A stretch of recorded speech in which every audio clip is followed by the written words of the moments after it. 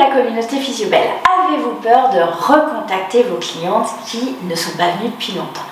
La semaine dernière, j'étais dans un institut où je demande d'avoir des modèles pour faire des soins et l'esthéticienne avec qui j'étais, elle me dit: oh là, la prochaine, ça fait des mois que je ne l'ai pas vue, donc ça faisait 8 mois en fait, et elle me dit: oh là là, j'avais du mal, bon je lui ai proposé parce que j'ai une autre personne qui s'est désistée, mais oh là là, je me sentais mal de la recontacter parce que tu te rends compte, qu'est-ce qu'elle va penser de moi, elle va penser que j'ai envie de lui vendre quelque chose, etc. Alors c'est des soins, quand les personnes sont modèles, on leur offre la séance et effectivement moi je papote, je fais un bilan, comme ça l'esthéticienne me voit à l'action et voit comment je procède avec les clientes. Et du coup je lui dis: écoute, c'est très bien de l'avoir fait, mais l'esthéticienne se sentait vraiment: oh là là, mais de qu'est-ce qu'elle va penser de moi, etc. Enfin, je vous laisse imaginer le petit vélo toute la matinée, parce que la cliente est venue en début d'après-midi, toute la matinée elle m'a ressassé, ouais. Et donc la cliente arrive, et la cliente, qu'est-ce qu'elle fait? Oh, merci Edith de m'avoir recontacté. Vous ne pouvez pas vous imaginer combien de fois je pense à vous. Mais alors en fait, cette cliente-là, elle a eu des ennuis. Son beau-frère a eu des ennuis de santé. Elle a dû s'occuper de son petit-fils parce que sa belle-fille en fait a une autre grossesse et ça se passe très mal, etc. Et donc tous les jours, elle remettait au lendemain d'appeler Edith pour refaire un soin.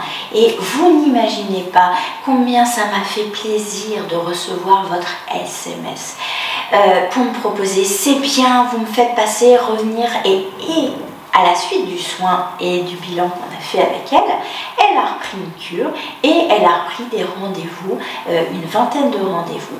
Pourquoi? Parce qu'elle était là. Et quand vous me dites: oui, mais qu'est-ce qu'elles vont penser de moi? Alors, du coup, j'ai un peu taquiné l'esthéticienne. Dites-moi si ça vous arrive, mais quand vous pensez à Madame Tartampion, et que Madame Tartampion, ça fait 6 mois qu'elle n'est pas venue. Or, vous adorez Madame Tartampion, vous adorez ses histoires, vous aimez, ça fait 3 ou 4 ans que vous la suivez, ou même 10 ans, et du jour au lendemain, elle ne vient plus. Ah oui, mais je ne veux pas la contacter parce que qu'est-ce qu'elle va penser de moi? Non, qu'est-ce qu'elle va...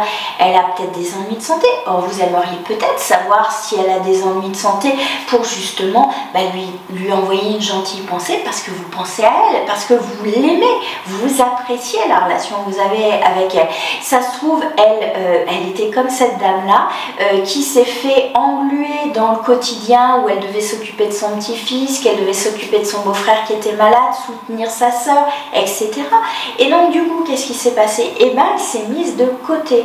Or, vous êtes les garantes de l'entretien de leur corps, vous êtes les gardiennes en fait de leur bien-être, de leur mieux-être à vos clients. Donc, quand vous avez des clientes qui ne viennent plus, contactez-les en disant: ah ça fait longtemps que je ne vous ai pas vu, j'espère que vous allez bien, donnez-moi de vos nouvelles, ça me fera plaisir.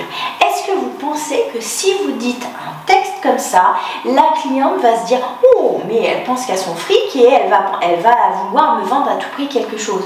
Non, c'est un message de recontact, de lien, parce que vous aimez vos clients et qu'en fait vous n'aimez pas ne plus les voir en fait, parce qu'il y a un lien qui s'est créé. Donc vraiment, je vous invite, quand vous avez quelqu'un qui ne vient plus, alors après peut-être qu'elle n'a pas été satisfaite d'un soin, et j'ai envie de dire, ce serait bien que vous le sachiez, peut-être que vous avez fait quelque chose ou une de vos employées a mal fait quelque chose, elle en a pris ombrage, et le fait de le savoir aussi, ça va vous permettre d'augmenter, déjà de corriger ce qui ne va pas, et puis d'augmenter l'expérience cliente des prochaines, même si la cliente ne veut pas revenir. Donc c'est toujours important de recontacter les gens, de savoir s'ils vont bien déjà, parce que si c'est quelqu'un qui est habitué chez vous, peut-être qu'il lui est arrivé quelque chose et vous aimeriez bien le savoir tout simplement.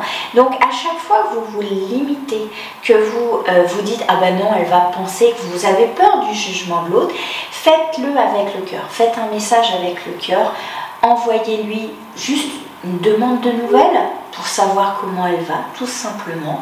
Et là, c'est d'un être humain à un être humain, c'est pas une commerçante à une cliente, c'est juste deux êtres humains qui sont en lien et qui ont créé une relation qui va au-delà du commerce.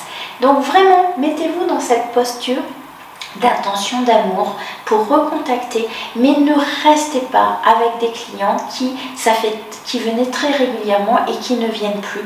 Demandez-leur, vous allez voir que vous allez faire plaisir aux gens, et même si elles ne reviennent pas, au moins vous aurez eu des nouvelles et c'est ça qui vous fait plaisir.